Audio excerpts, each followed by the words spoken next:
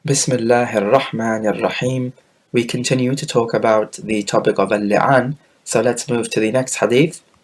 Number 951. وعن ابن عمر رضي الله عنهما أن رسول الله صلى الله عليه وسلم قال للمتلاعنين حسابكما على الله أحدكما كاذب لا سبيل لك عليها قال يا رسول الله ما لي فقال إن كنت صدقت عليها فهو بما استحللت من فرجها وإن كنت كاذبا عليها فذاك أبعد لك منها متفق عليه.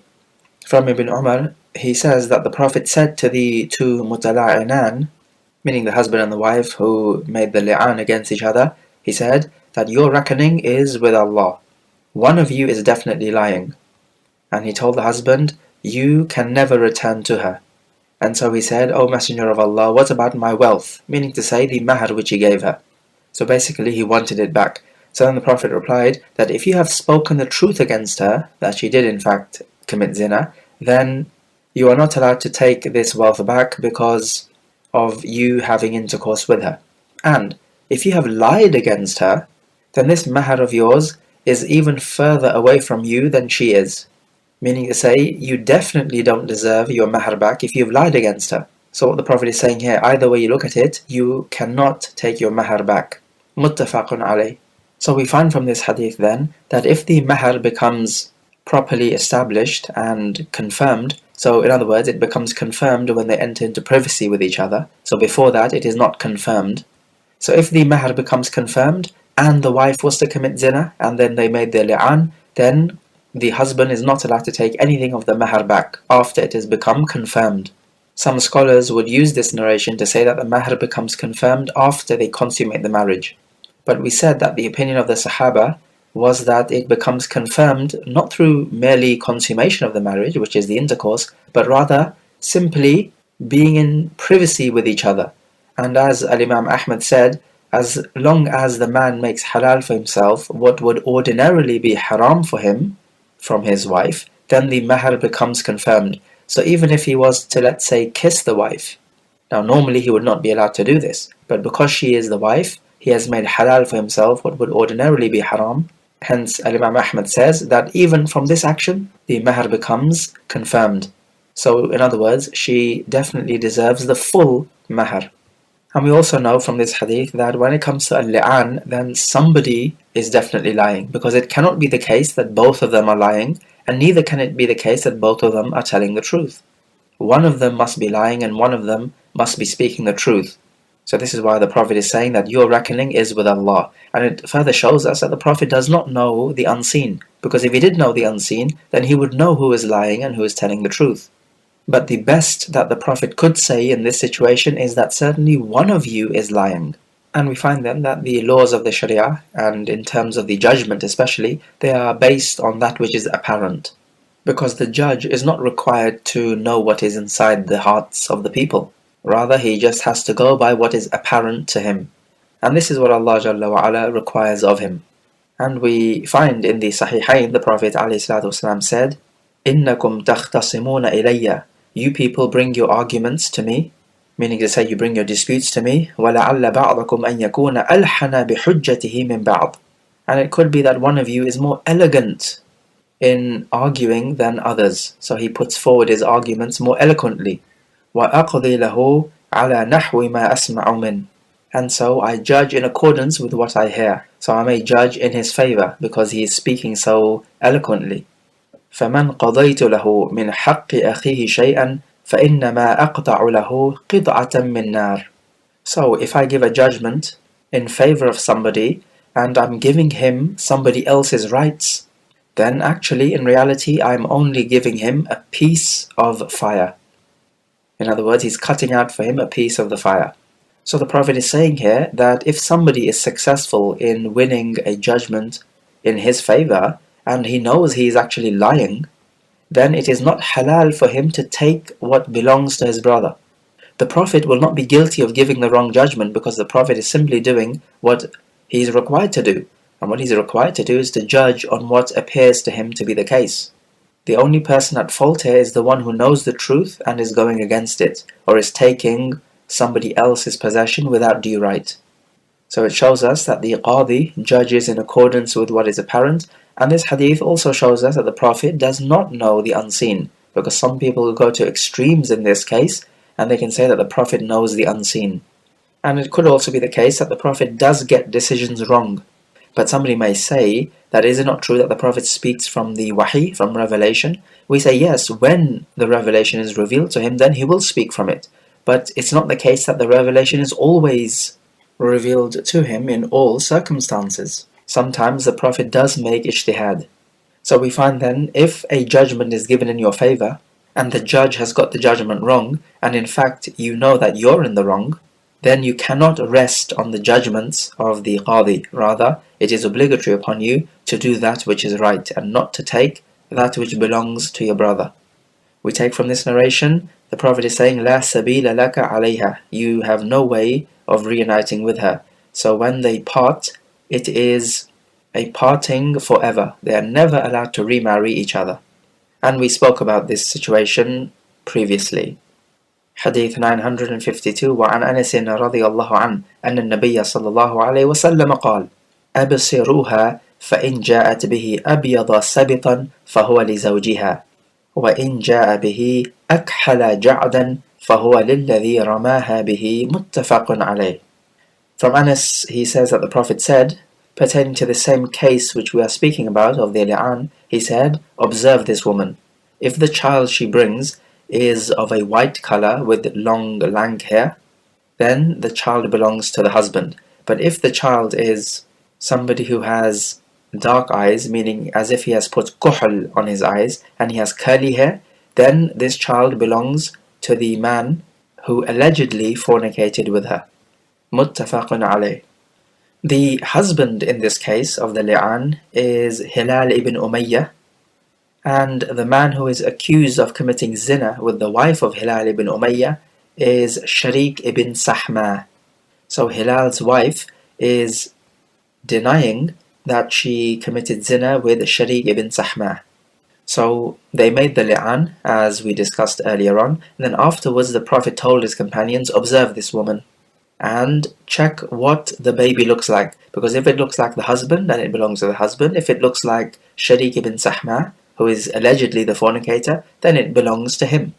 So in other words, the Prophet is going by the physical appearance of the baby to decide who the father is. Of course, nowadays you can have DNA testing, so you wouldn't really need this, but back then there would be something called al-qiyafa, which is when you look at the features of a person and you're able to tell to whom this person is related. And there were people in those days who were skilled in this art. As it happens, the child which was born was one who had dark eyes, meaning as if he had kuhl on his eyes and he had curly hair. In other words, it resembled Sharik ibn Sahma. So it appears most likely that she did in fact commit zina with Sharik ibn Sahma. And the Prophet ﷺ said about this, لَوْلَا مَا مَضَى مِنْ كِتَابِ اللَّهِ لَكَانَ لِي وَلَهَا شَأْنٌ. If it wasn't for the ordainment of Allah, meaning about this li'an, then I would have had to punish her. But the only reason she has averted the punishment is because of this li'an. Otherwise, we have the strongest possible indications which tell us that she did in fact commit fornication with Sharik ibn Sahma. Because first of all, the fact that Hilal ibn Umayyah is prepared to go through this ordeal shows us that he must be right. And then secondly, the child resembles Sharik ibn Sahma. We have other examples of acting in accordance with the resemblance. The narration of Abd ibn Zam'a is coming up, where the Prophet told his sister Sauda bint Zam'a to wear the hijab in front of this child which had been born, because it bared a strong resemblance to the actual fornicator. But the Prophet decided in favor of the husband, that the child belongs to the husband and not to the fornicator. We'll discuss that hadith inshallah when it comes up. But the point is that the Prophet went by the physical appearance.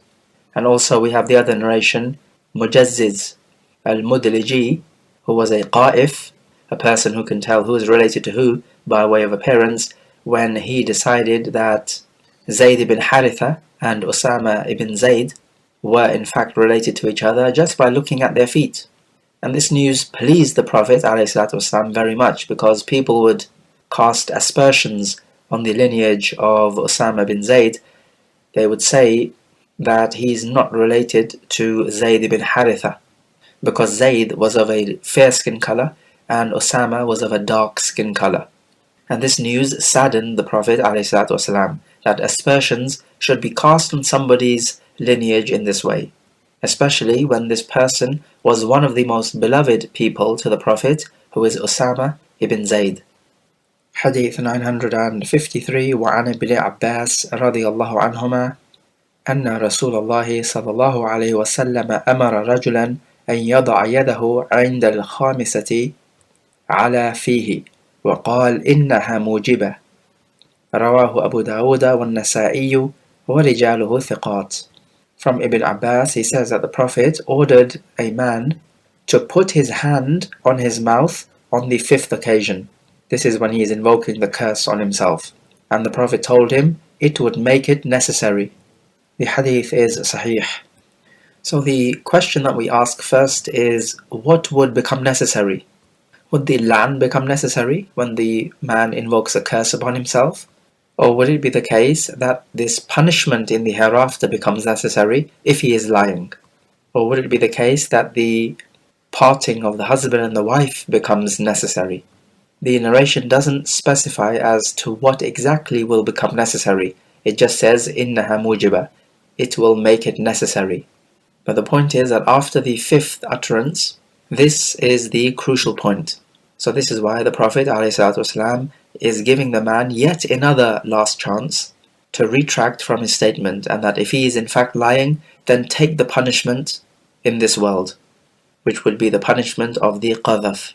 So from this we can take that in a real life li'an situation, the hakim should do likewise. At the fifth utterance, he should stop the man and order him to put the hand on his mouth and warn him that this would make it necessary. So it would certainly make the parting between the husband and the wife necessary, and if the man is lying, it would make his punishment necessary, meaning in the hereafter. The hakim should do a similar thing with the woman. On the fifth occasion, when she is going to invoke the anger of Allah upon her, he should stop her and just warn her that it would make the punishment necessary if she is lying, and that it is better for her to take the punishment of zina in this life than in the hereafter. So the hakim should warn both of them on the fifth utterance that this fifth utterance would make their parting wajib, so they're never allowed to remarry, and if one of them is lying, and we know one of them is lying, then somebody is definitely going to be punished in the hereafter. It will become wajib, meaning their punishment will become wajib in the hereafter.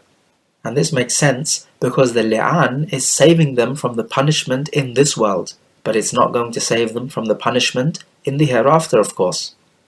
Hadith 954 وعن سهل بن سعد الأنصاري رضي الله عنه في قصة المتلاعنين قال فلما فرغ من تلاعنهما قال كذبت عليها يا رسول الله إن أمسكتها فطلقها ثلاثا قبل أن يأمره رسول الله صلى الله عليه وسلم متفق عليه.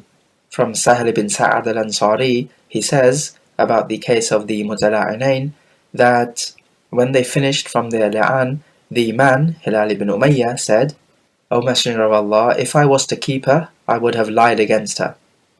So he separated from her by pronouncing 3 divorces before the Prophet ordered him to do so. Muttafaqun alayh. So from this we ask ourselves the question that, is it a requirement for the husband to pronounce 3 divorces after the li'an? The answer immediately is no, it is certainly not a requirement, because the separation occurs with the conclusion of the li'an. So there really is no point in pronouncing the divorce, it's just useless words. And so we find he did this, but the Prophet did not order him to do it. So he did this out of his own ijtihad. So we do not use the ijtihad of Hilal ibn Umayyah to say that this is permissible. So after the li'an is concluded, we do not need to pronounce any divorces, we do not need to dissolve the marriage. Everything happens automatically.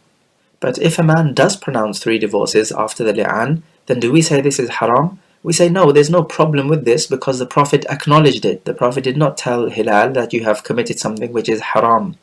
Previously we said that pronouncing 3 divorces in a single sitting is haram, because the Prophet deemed this to be playing with the book of Allah, as we mentioned in the narration. But here, in this case, after the li'an, there's no problem, because they're not husband and wife any longer. So it does not hold true that the husband is divorcing his wife 3 times in one sitting. At best, we can say that these 3 divorces is merely an emphasis on their separation. Hadith 955 وعن ابن عباس رضي الله عنهما أن رجلا جاء إلى النبي صلى الله عليه وسلم فقال إن امرأتي لا ترد يد لامس، قال غربها، قال أخاف أن تتبعها نفسي، قال فاستمتع بها. رواه أبو داود والبزار ورجاله ثقات، وأخرجه النسائي من وجه آخر عن ابن عباس بلفظ قال طلقها، قال لا أصبر عنها، قال فأمسكها. From Ibn Abbas, he said that a man came to the Prophet and he said that my wife does not reject the hand of the one who would touch her. And so the Prophet told him to banish her from you. So he replied by saying, I fear that my self or my desires would follow her. And so then the Prophet replied, then enjoy her company. This narration is sahih, and in another wording, the Prophet told him to divorce her. And so the man replied, but I will not be able to keep patient away from her. And so then the Prophet replied, then keep her. In this narration, we find that a man is complaining that this wife of his does not refuse the hand who would touch her. Meaning to say, she's not the shy type. She will very easily socialize with other men and will not keep away from them. It does not mean to say that she is a fornicator. It just means to say that she's not shy of the other ajnabi men. And clearly, this is unbecoming of a Muslim woman. The Prophet told him, غربها. Normally this means to put her in another land where she is no longer around her familiar surroundings. So it could mean either to divorce her, or it could mean to travel with her into another land in which there are people she does not know. So we won't have any men approaching her because she does not know anybody. We ask the question, is this man committing ghiba because he's speaking like this behind his wife's back? The answer here is no, he's not committing ghiba, because ghiba or backbiting is when you speak about another Muslim that which he does not want spoken about him without there being any legitimate shari'i reason for doing so. But here this man does have a legitimate reason. He wants to seek advice as to how to deal with his wife. Notice here that the Prophet did not call this man's wife to listen to her side of the story, because it could be that this man maybe is lying or distorting the facts. So we say that this is not a qada or a judgment to which the Prophet has given, this is merely a fatwa. And the difference is that when you give a qada or a judgment, then you need to hear both sides of the story. But as for a fatwa, then here the Prophet is simply telling him what he ought to do, or what any man ought to do if the wife fits this type of description. A fatwa is non-binding and a qada is binding.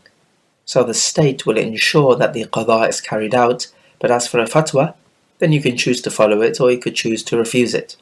And we find in the Quran that Dawood ﷺ gave a qada without hearing the other side of the story, when the 2 brothers came and one of them said that this brother of mine has 99 ewes and I have 1 ewe, and he wants me to give him my only ewe so he can look after it. And so Dawood ﷺ gave the judgment in that man's favor, and he told the other man that you have committed dhulm. And then afterwards Dawood ﷺ realized that he had given this judgment without hearing both sides of the story. Allah says, وَظَنَّ دَاوُودُ أَنَّمَا فَتَنَّاهُ فَاسْتَغْفَرَ رَبَّهُ وَخَرَّ رَاكِعًا وَأَنَابَ. And then Dawood knew that we had tested him and that he had failed the test, so he sought forgiveness from his Lord and he fell down in prostration in repentance. But we ask ourselves the question here, that if a man was to keep a wife like this, would he not be a dayyuth? Well, the answer is yes, he would be a dayyuth, but we would have to now assume that it was well understood between this man and the Prophet that he should prevent his wife from socializing in a friendly manner with other ajanib men. So when the Prophet tells him to keep the wife, we would have to understand it to be that you can keep the wife on the condition that you prevent her from becoming overly friendly with the other ajanib men. And so what we can say about this hadith is that it is upon the woman to preserve herself and to protect herself from the non-mahram men, and that to socialize with non-mahram men is clearly from the emblems of the kuffar women, who see nothing wrong with this sort of behavior. Allah Jalla wa Ala advises the wives of the Prophet, فَلَا تَخْضَعْنَ بِالْقَوْلِ فَيَطْمَعَ الَّذِي فِي قَلْبِهِ مَرَضٌ. And do not make your voices alluring, because the person in whose heart there is a disease might desire you in this case. In other words, the woman should not do anything which could excite the desire of the man. And the woman should not argue that she is free to do what she wants and that it is the man's responsibility to control himself. True, it is the man's responsibility to control himself and to lower the gaze and to not speak to non-mahram women. This is definitely true. It is his responsibility. In fact, Allah Jalla wa Ala addresses the man first in the Quran to lower the gaze. However, this sort of argument still is no good from the woman, because we tell this woman, yes, what you've said is true. However, is it also not true that you have a degree of responsibility to uphold? We would often find that the police officers produce adverts telling the people not to display their valuables out in the open, because it is likely that they will get stolen. For example, don't display your valuables in the car when you leave the car, because car theft is rife. But then somebody could say, hang on a minute, it's not my fault that this has been stolen. The thief should control himself, because the thief is the criminal here, not me for having these valuables. Well, that's certainly true. The thief is the criminal, not you. But why do the police produce these types of adverts? They do it so that the ordinary citizens can take some responsibility. This is what it's about. It's about responsibility, not about freedom. So this sort of stupid argument which come from the kuffar women, that they are free to do what they want and it's the man's responsibility to control himself, this is a fallacious argument. It is true in part, but it is not true totally. In actual fact, what these women want is to simply fulfill their desires without assuming any responsibility.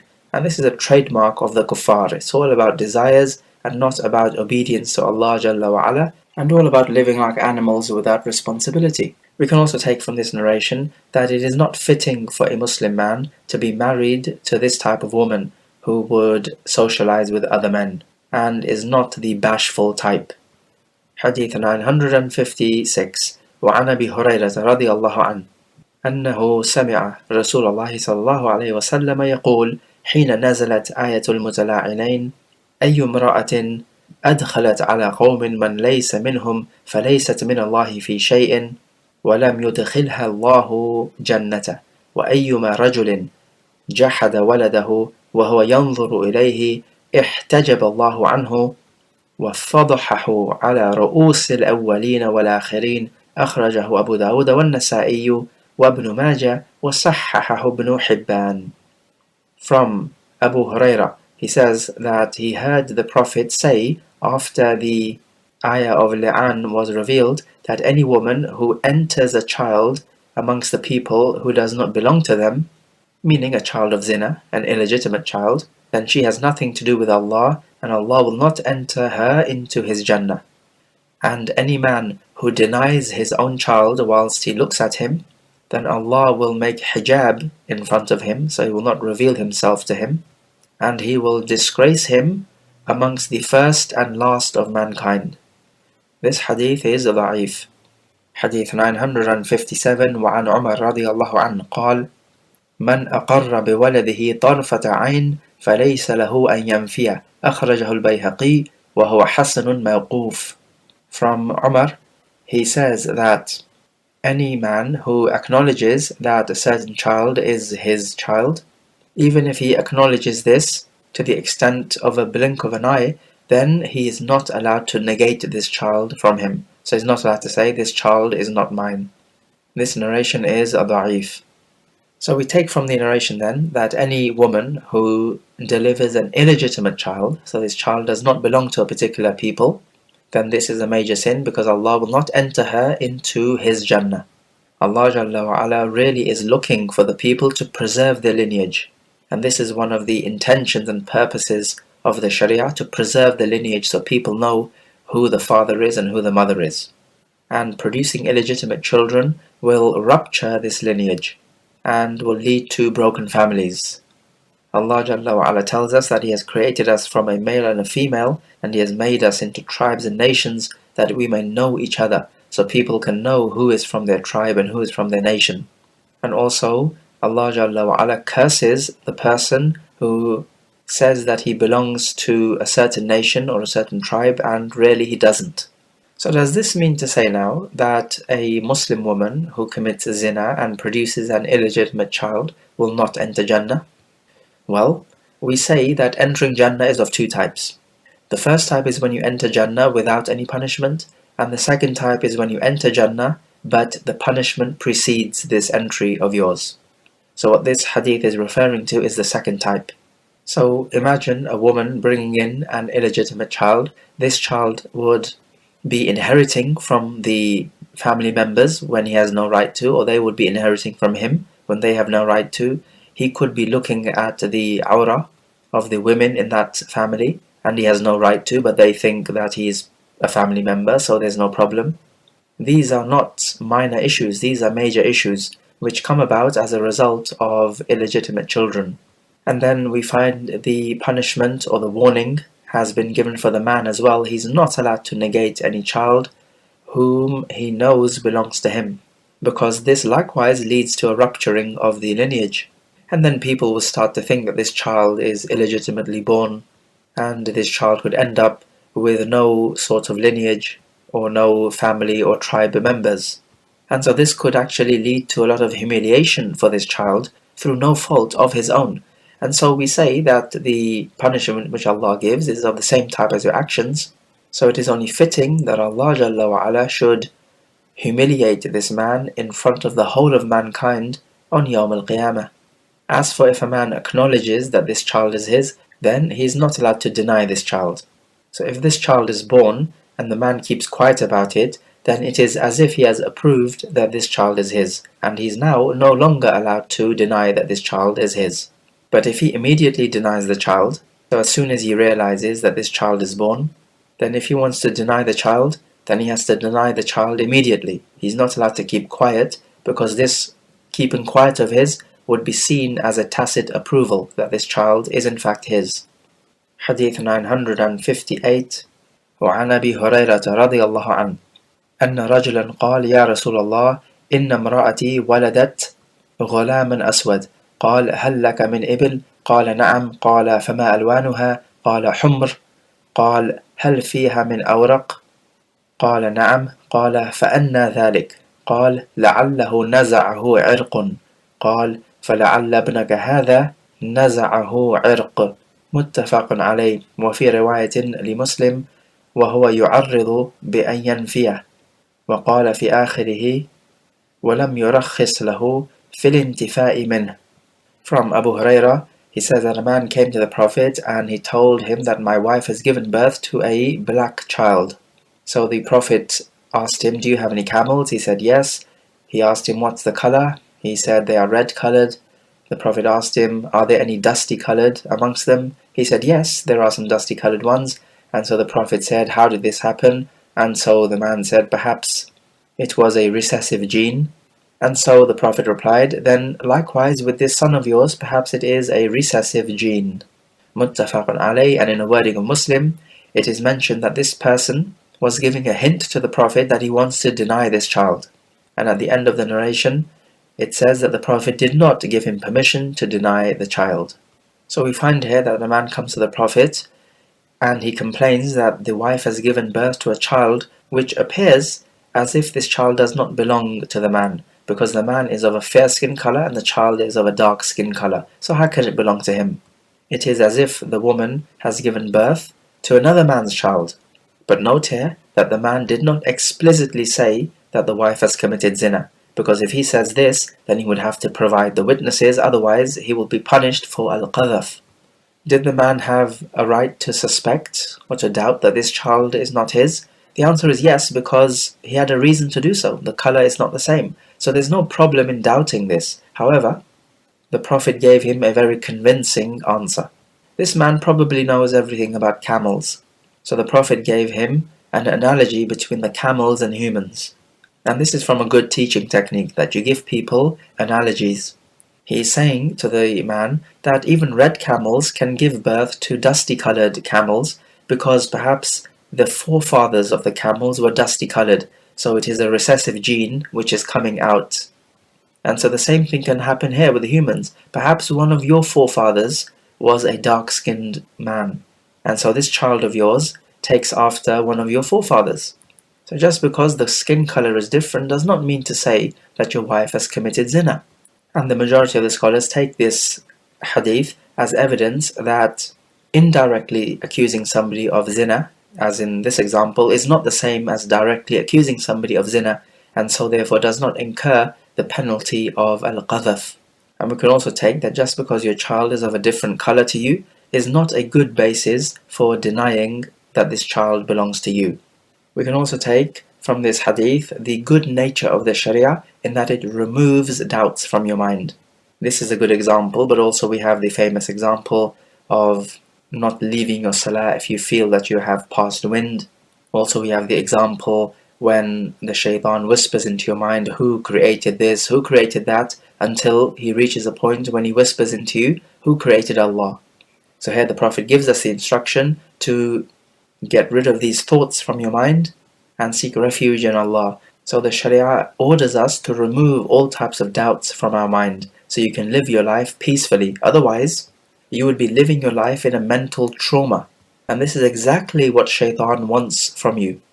We find in this narration, we have an indication which tells us that the child does not belong to the husband, which is the physical resemblance. However, this qarina, or this indication, opposes a stronger asl, or a stronger principle, which is that the child belongs to the husband. So we have to go by this asl. It takes precedence over the qarina.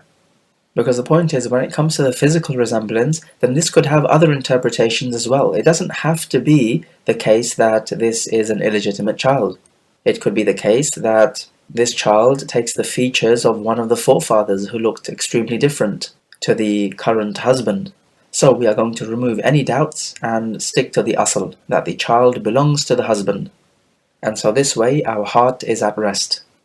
Then Al-Hafiz said, Babul Iddah, the chapter of the waiting period of the divorced woman. Iddah in the language means a period. It comes from adad, which means a number. And so the iddah is the waiting period of the woman after she parts company with the husband. We have evidence of this idea of the waiting period from the Quran, from the Sunnah, and from the ijma' of the scholars. As for the Quran, then Allah Jalla wa Ala says, وَالْمُطَلَّقَاتُ يَتَرَبَّصْنَ بِأَنفُسِهِنْ, and the women who are divorced must wait for a particular waiting period. And as for the Sunnah, then we have many evidences which we will be discussing, and the scholars have agreed that the woman needs to observe the waiting period. So what is the wisdom behind this waiting period for the woman? Well, there could be many wisdoms and reasons, but from them, which we can suggest, first of all, to make sure that she is not pregnant from the last husband of hers, because then this could lead to a mix-up of the lineage of the child. And from the reasons is that the woman is showing veneration and respect of the marriage contract. And also from the reasons, it can give a delay to both the husband and the wife, so they might want to change their mind within the waiting period. So the husband might want to change his mind within the waiting period. So this is why when the woman is waiting, the waiting period of 3 menstrual cycles, this is ample time for the husband to change his mind, because it could be that the husband regrets the decision to divorce his wife after some time. And the Sharia really wants to keep the husband and wife together. And from the wisdoms is that this is an outward display of the great right the husband has over the wife. Notice here that the husband does not have to observe the waiting period when he parts with his wife, only the wife does. And this is yet another example of inequality in Al-Islam. And Islam is never a deen of equality, and never claims to be. Rather, it is a deen of justice, and justice is defined by Allah Jalla wa Ala. So it is the great right that the husband has over the wife that she observes the waiting period. And this waiting period becomes even longer if the husband was to die. So then the waiting period would be 4 months and 10 days, as stipulated in the Quran. But note that if the wife dies, the husband does not have to wait for 4 months and 10 days. And this is because the husband has great rights over the wife, and he has authority over her. She does not have authority over him, and no, they are not equal in authority. Allah Jalla wa Ala has given the man the authority in the house, and this is completely in accordance with the nature of the man and the woman as well. The woman does not mind somebody looking over her and looking after her, and somebody being in charge of her. This is part of her nature, whereas the man, his nature is to be in control, to be in charge. And so this rule in the Sharia is simply an emphasis of the human nature anyway.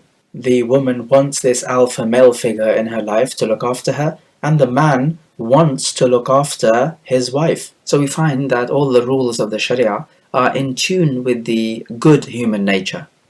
And they both cannot have equal authority because, like the old saying goes, too many chefs spoil the broth.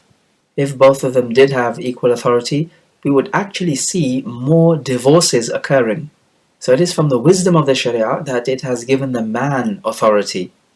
And one of the wisdoms of this rule is that this would reduce the amount of divorces which take place. In fact, nowadays we find that the woman amongst the kuffar society has been given equal authority with the man, and lo and behold, we find the divorce rate shooting out of the roof. Notice that when it comes to the iddah of the divorced woman, then she only has to observe the iddah after the conditions have been met, and the conditions are that she should have been alone with him in privacy. Because if the man has not entered in upon her in privacy, and he was to divorce her beforehand, then she does not have to observe the iddah. Because Allah Jalla wa Ala says, يَا أَيُّهَا الَّذِينَ آمَنُوا إِذَا نَكَحْتُمُ الْمُؤْمِنَاتِ ثُمَّ طَلَّقْتُمُوهُنَّ مِنْ قَبْلِ أَنْ تَمَسُّوهُنَّ فَمَا لَكُمْ عَلَيْهِنَّ مِنْ عِدَّةٍ تَعْتَدُّونَهَا. Or you believe, if you divorce believing women after you marry them, before you touch them, meaning had intercourse with them, then they don't have to observe the iddah for you. And the Sahaba are of the opinion that it's not even the sexual intercourse, rather it is just being in privacy with her. And we say about this privacy that it must be by her consent. So for example, if the husband forces her to be in privacy with him, then this is not counted as privacy. And so if this was to happen and he was to divorce her, then she does not have to observe the iddah, because this privacy was done out of force. So we say that this privacy needs to be with her consent. Also, it needs to be with her knowledge. So it must not be a privacy out of accident. For example, the man could be in privacy with the woman without the woman actually knowing that she's in privacy with this man. It could be that the woman is blind, or perhaps it's very dark in the room and she cannot see who she is with. So the point is, we say that she needs to know that she's in privacy with her husband.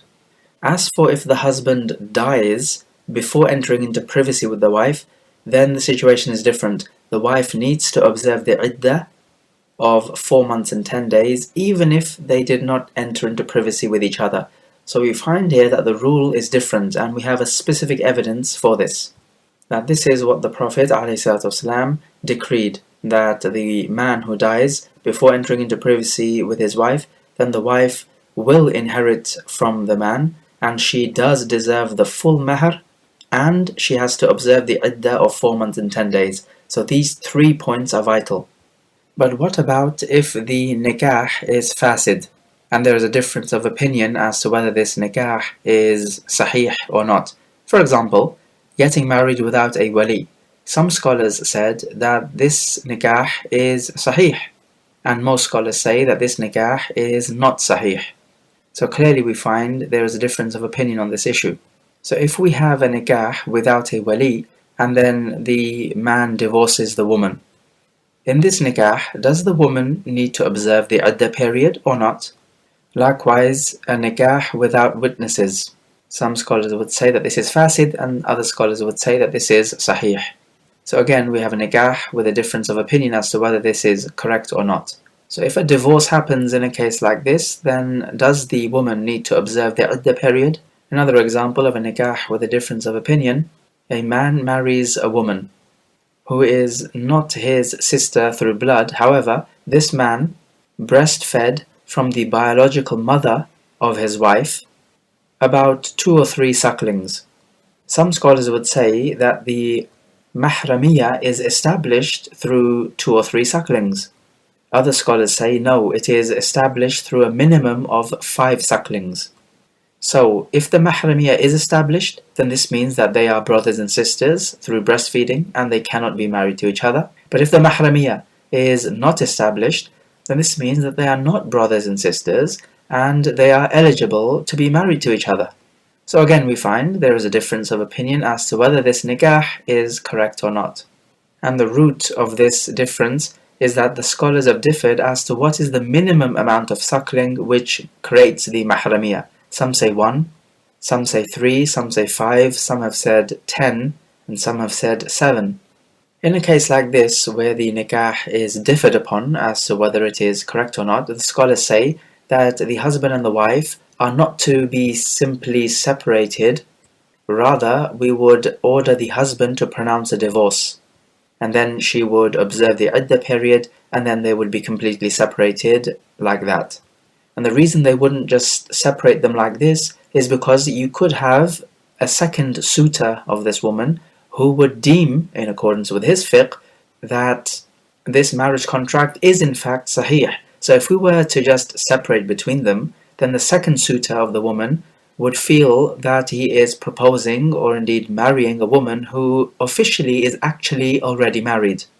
So to remove all doubt from the people, we would say let's just go through a proper divorce process to separate between these two.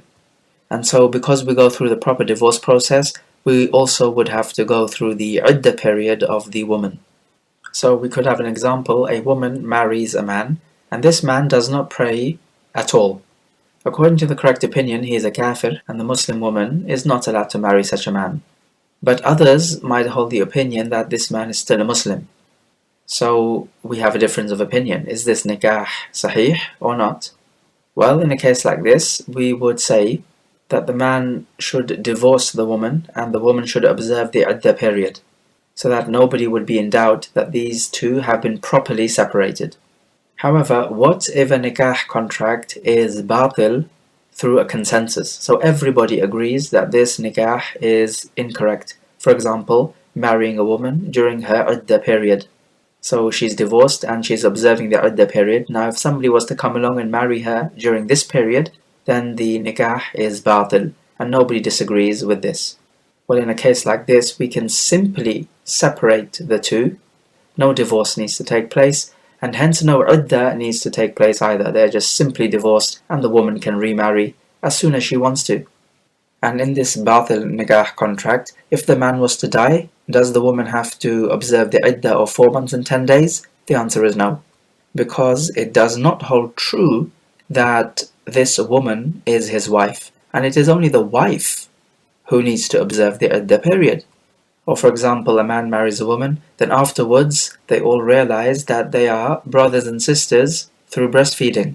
So there is a consensus here that this nikah contract is batil, and we'll assume here that the number of sucklings is such that there is no difference of opinion.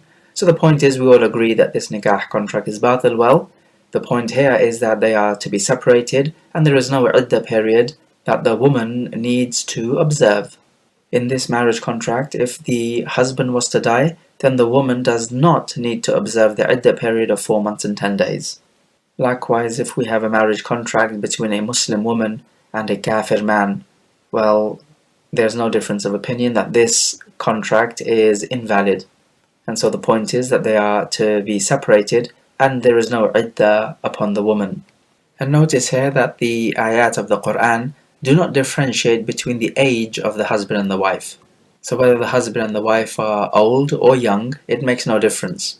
The point is, as soon as they enter into privacy with each other, then the wife has to observe the iddah period. or as soon as they have intercourse with each other, which is the consummation of the marriage, then the wife has to observe the iddah period in the case of a divorce. And in the case of the death of the man, the wife has to observe the iddah period in any case, whether they consummated the marriage or not, whether they were in privacy or not. So it does not depend on the age of the husband and the wife. What about if it was the case that the woman took the semen of her husband and inserted it in the womb without them actually physically having intercourse? Well, the point here is that if she was to become pregnant because of this, then she would have to observe the iddah, even though they did not have intercourse. And the reason why we say this is because when the Quran talks about the fact that it is the intercourse which would make it obligatory upon the woman to observe the iddah, then it is because the intercourse is a means for the wife to become pregnant. But if she becomes pregnant without the intercourse, and she becomes pregnant from the fluid of the husband, then essentially it's the same thing which is happening. She has become pregnant from her husband. And so because of this, she would have to observe the iddah period if divorced. Otherwise, we say that the general rule is that the iddah becomes obligatory upon her if they enter into privacy with each other while she knows that she is in privacy with the husband and it is done through her consent, or if they have intercourse with each other. What about if the husband was to kiss his wife, even if this was not in privacy? Well, according to the qa'idah which Al-Imam Ahmad has laid down, this would necessitate an iddah for the woman, and it would also necessitate the man giving her the full mahar, because he has made halal for himself what would ordinarily be haram. But according to what is apparent from the ayah, there would be no iddah because they have not had intercourse with each other. If somebody was to ask, why is it that if the husband was to die before entering into privacy with the wife, then the wife does have to observe the iddah, but if the husband was to divorce the wife before entering into privacy, then she does not have to observe the iddah? Why can't you be consistent and say that if he was to die before entering into privacy, then she does not have to observe the iddah just in the case of the divorce? Well, we say that these are two different issues. The iddah for the divorce will be 3 menstrual cycles or 3 months, depending on the woman, and the iddah for the death of the husband is 4 months and 10 days. These are 2 different time periods. So we are talking about 2 different issues, so we cannot make an analogy. And then we have the authentic narration in the Sunan where Ibn Mas'ud adjudged that the man who left behind a wife before entering into privacy with her because he died, that this woman would inherit and she receives the mahar, which is ordinarily given to women of her type, and that she must observe the iddah of 4 months and 10 days. And another man stood up and he said that this judgment of yours, O Ibn Mas'ud, coincides with the judgment that the Prophet gave to one of the women of our tribe. And to that, Ibn Mas'ud was joyous because his fatwa matched the fatwa of the Prophet ﷺ. What if a man has intercourse with a woman thinking that she's his wife, but in fact she's not his wife? Does this woman have to observe an iddah? We say no, because she's not his wife, she does not have to observe the iddah. The iddah is only for the wife.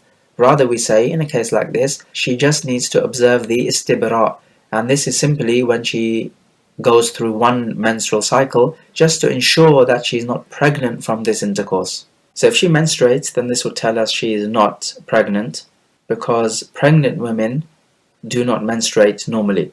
And if she does not menstruate, then this is an indication that she could be pregnant. So if she's pregnant, then nobody is allowed to marry her until she delivers the load. What about if she commits zina? Now this is not the same as the wat or shubha. The wat or shubha, which is the intercourse of doubt, is when you think that this is halal, but in the end it turns out that it was not halal. So this is not sinful and you are not lashed for this action. But as for zina, when you intentionally perform it, and you know of course it is haram, then you are liable for the punishment. But what about this issue of the iddah? Does she need to observe the iddah? Well, some scholars say yes, she needs to observe the iddah. And other scholars have said, no, she just needs to observe the istibra', meaning 1 menstrual cycle, just to ensure that she is not pregnant. There is a third opinion on this issue. They say that there is no iddah, neither is there any istibra'. This opinion has been reported by Abu Bakr and Umar and Ali, and it is the madhab of Ash-Shafi'i. But even on this opinion, they say that if she is pregnant because of this zina, then nobody is allowed to marry her until she delivers the load. In accordance with this third opinion, they say that the zina is haram in and of itself, so its presence is like its absence. So we simply don't give it any consideration. But definitely here the better opinion is that she needs to undergo one menstrual cycle to make sure she is not pregnant before she can marry anyone. Okay, let's take some review questions. So question number 1. Using the evidence we have of the li'an, and in particular the features of the baby that were discussed, explain how the Sharia does not require us to arrive at the truth, rather it requires us to follow the protocols laid down. Question number 2.